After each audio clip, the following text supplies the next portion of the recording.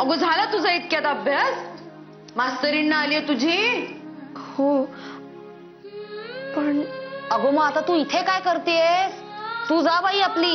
नाही, आमच्यामुळे तुझ्या अभ्यासाचा खोळंबा नको व्हायला. नाही, तुझा अभ्यास हा जास्त महत्वाचा. काय? हो ना, त्याच्यावरून नंतर वाद नकोत. दादाने मुळी भाऊसाहेबांकडून 2 घटका अभ्यासाचे वधवूनच घेतले आहे. त्यात आमच्याकडून मोडता नको. जा बाई तू, कर तुझा अभ्यास.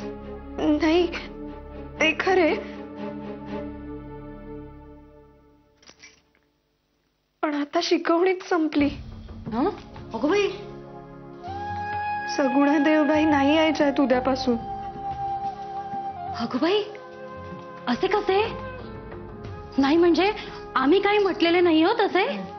नाही, माधवाने आणि इकडून बजावणे झाल्यानंतर आम्ही त्यांस काहीही म्हटलेले नाहीये. नाही तसे नाही, आता शिकवणीच संपली.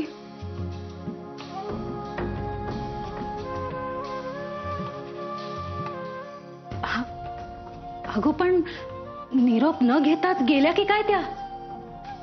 नाही, मी त्यांना दिवाणखान्यात बसून तुम्हाला सांगण्यासाठी आले आहे.